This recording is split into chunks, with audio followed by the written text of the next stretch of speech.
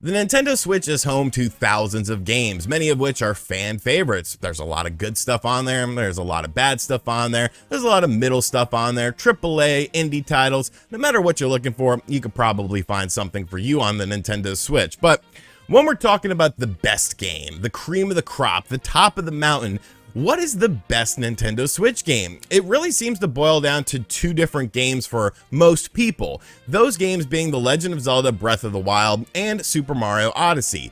Now, I actually was kind of shocked at how many people seem to prefer The Legend of Zelda Breath of the Wild as the premier Switch game over Super Mario Odyssey, because for me, it can't be any different. I think Super Mario Odyssey is the best Nintendo Switch game in terms of just everything it brings to the table, even when you compare it to the astounding Legend of Zelda Breath of the Wild. So in today's video, I want to make a case. I want to make a case for Super Mario Odyssey being the best Nintendo Switch game, and I don't know, maybe you'll agree with me, maybe you'll change your mind, who knows? This sounds like a video essay, but you know it's me. I'm just talking off the cuff here. First time on the channel, be sure to hit that subscribe button, like, comment, and share, hit the bell notification as well. But without any further ado, let's make the case for Super Mario Odyssey being the best Nintendo Switch game. Now, in order to understand my love of Super Mario Odyssey, it goes back to the N64 days. And really, when you look at the N64, you talk about two games very fondly. Of course, there are the wrestling games, which are phenomenal, but you tend to talk about The Legend of Zelda Ocarina of Time and, of course, Super Mario 64. Now, I adore both of these games. If you ask me which one I prefer, I would change my mind pretty much every day, because I feel like both of those games were just huge leaps for what the Nintendo franchises we had become accustomed to. Everything was all 2D and stuff, which was great, you know, it worked at the time, but the jump to 3D really solidified Super Mario and, of course, The Legend of Zelda as powerhouses, as things that could branch out beyond what we had become to expected of them and really just become dominant games. Like I said, I can't really choose between those two games. It's definitely a lot more difficult for me to be like, oh, Ocarina of Time is better than Super Mario 64 or vice versa. But when I look at the Nintendo Switch, I can confidently say that I feel Super Mario Odyssey is indeed the better game, which kind of doesn't make sense to me because of the fact that I can't choose them on the N64. Now, looking at both of these games, especially Super Mario Odyssey, I think some of it ties into the fact that this really felt like the successor to Super Mario 64. Yes, you had other 3D Mario games, such as the Mario Galaxy franchise, which were phenomenal, but they did things a little bit differently. They weren't that traditional style that Super Mario 64 introduced and that Nintendo never really returned to. Super Mario Sunshine was a huge departure for the franchise, and the aforementioned Galaxy games, while fantastic, were a bit different than what we saw in Super Mario 64. Super Mario Odyssey really brought back that feeling of exploration, that feeling of, you know, uncertainty. What's going to happen next? What's the next area going to look like? And of course, you have all the hidden secrets within it, which we'll talk about a little bit later.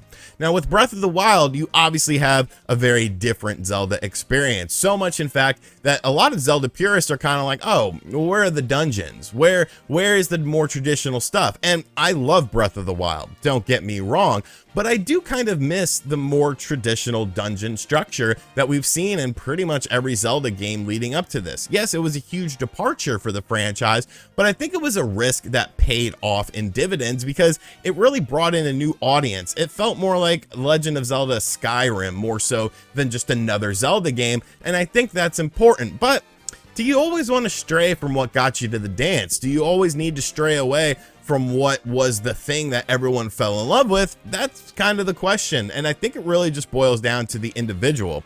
When you look at a game like The Legend of Zelda Breath of the Wild, this obviously was supposed to be just a Wii U game. I mean, hell, it started development on the Wii U. It, of course, came out on the Wii U beyond just coming out on the Nintendo Switch. So this was a game that was obviously designed with the Wii U in mind, whereas with Super Mario Odyssey, I feel like maybe the concept and maybe the very early development of the game started on that system, but I feel like it was more tailor-made towards the Nintendo Switch. When you look at Breath of the Wild, obviously the whole gamepad was supposed to be your Sheikah slate. Like, it's clear as day that's what it was supposed to do. Whereas with Odyssey, there is no sort of implication of a feeling that, oh, you know, this was supposed to be a Wii U game. This did release on the Wii U. There wasn't any sort of, you know, things attached to it that made you feel that way. I'm not saying that that's a good or a bad thing either, because I really do like the Wii U gamepad. It's just something to consider.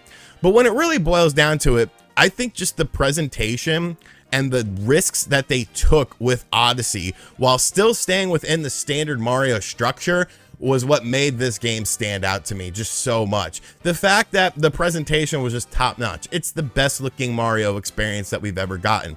The fact that the levels themselves were so creative. The fact that each individual level had tons of stuff going on within it. It wasn't a one and done situation. It was like Super Mario 64 in that sort of exploration, but instead of just trying to figure out the one star, you're constantly looking for all these moons. There's hidden moons. There's moons that you don't expect to be there, and then they pop up. You have to do weird certain things to do it.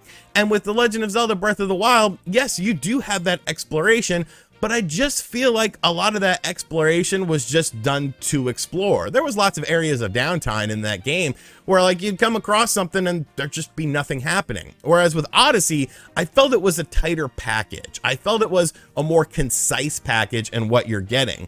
When we're talking about the moons as well, there's so many hidden moons within that game, so many moons within the level, things you have to do that you wouldn't even expect yourself to have to do. Just a really innovative way to take the standard, you know, Super Mario 64 level structure and then kick it up a notch. I think the areas that you visit are great too. New Donk City, I will always say this, there needs to be a full New Donk City game. It needs to be a full New Donk City game. It's just such an awesome level, such an awesome concept, and just the fact that, you know, it's Mario in a real world setting, like it's just so weird, but it somehow works. The presentation when Pauline is doing the One Up Girl song in New Donk City, like these are just things that resonate with me. These are things that I think about like all the time. Like I want to go back and watch that. The boss battles in the game are phenomenal when you have these big hulking creatures that you wouldn't expect to see in Super Mario Odyssey. Like it just feels the same, but it feels different. It feels like the proper advancement for the Mario franchise. Of course, you have the whole Cappy mechanic as well, which I haven't even talked about, which really takes both Mario and platforming to all new levels. Like you're going about these levels in a really unique way because you can use Cappy to essentially jump on stuff. If you see something, you could probably go to it. It really just kept things fresh throughout the adventure. All the different costumes, all the different things that you take over as Mario / Cappy as well to add to the puzzles of the game or just to add some additional fun. The side missions that the game offer, like, I don't know, man. I just don't know. You know, maybe it's not a fair comparison because they are very, very different games. You know, when you look at The Legend of Zelda Breath of the Wild, this is an open world game, whereas Mario is an open-esque game, but it's structured in a very different way. And really, maybe it just boils down to personal preference. What sort of game you enjoy playing? Do you enjoy playing an open world where you have to discover everything for yourself? Or do you enjoy playing open areas that are a little bit more linear? It really just boils down to the player. But just for me, when I think about the Nintendo Switch, and when I think about my experiences with Breath of the Wild and my experiences with Super Mario Odyssey, I feel like I have more memorable moments from Super Mario Odyssey than I do with Breath of the Wild. That's not to say Breath of the Wild is a bad game. It's a phenomenal game. It's arguably the best game on the system. But I'm going to argue that I feel like Super Mario Odyssey is the best game in terms of the complete package, in terms of things like presentation, performance, how it pushes Mario games, what it does differently, in terms of just the music, the atmosphere, the feeling that the game gives you is something that it's really second to none for me on the Switch. You could look at that game and say, oh, you know, it's just another platformer game. There's a million platformer games, and you're more than welcome to that opinion. But just for me, it's the first time, you know, I remember when I first played an N64 and Mario was in 3D and just standing there outside of the castle and looking up at it, it was just an amazing feeling. It was a feeling of just wonder and like, wow, look at how video games have come so far. I did get that similar feeling with Ocarina of Time. I did get that similar feeling with Breath of the Wild when you're looking over Hyrule as the game starts and you're like, wow, you could go anywhere or do anything.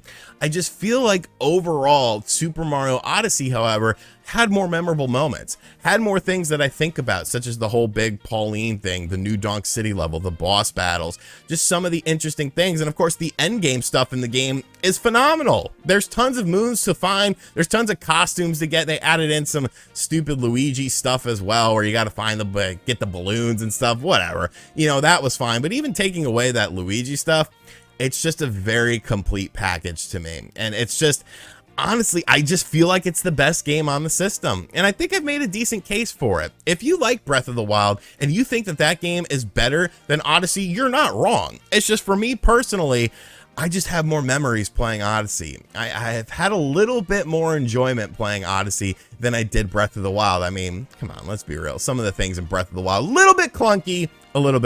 Still a fantastic game. But just for me, I got to go 1 and 2. I got to go Odyssey. I got to go Breath of the Wild. But maybe I'm completely wrong on this, which doesn't make sense because it's my opinion, and my opinion can't really be wrong. But what do you think about it? When you think about the Switch, are neither of these games the best game on the system? Do you think Friday the 13th is the best game on the system? And you would be right, because that game kicks ass. Let me know what you think in the comments section down below. And as always, guys, thank you for checking out this video. I know it was kind of all over the place. It was just something that I wanted to talk about. You know, we talked about it a little bit last night on the Spawncast after show, which debuted on the RGT live channel. Yes, I went live last night. We had a really fun time. I really liked how it all went. Technical issues aside, because I'm an idiot and I don't know how to set things up. So guys, make sure you guys subscribe to that channel. I'll have a link to it in the description box down below. Hopefully that's going to be an every week thing, Saturday after the Spawncast. I'm kind of up in the air about that. I don't want to kind of get burnout, because obviously we're doing a long podcast and then talking more about just random stuff, but I like the random stuff in it. Anyways, I'm gonna wrap this up. Thank you guys for watching. Thank you guys for supporting. Give me your feedback in the comment section down below. What's the best Switch game? Is it Odyssey? Is it Breath of the Wild? Or is it Friday the 13th? Or is it something completely different like Balan? I'll catch you guys on the next video. Later.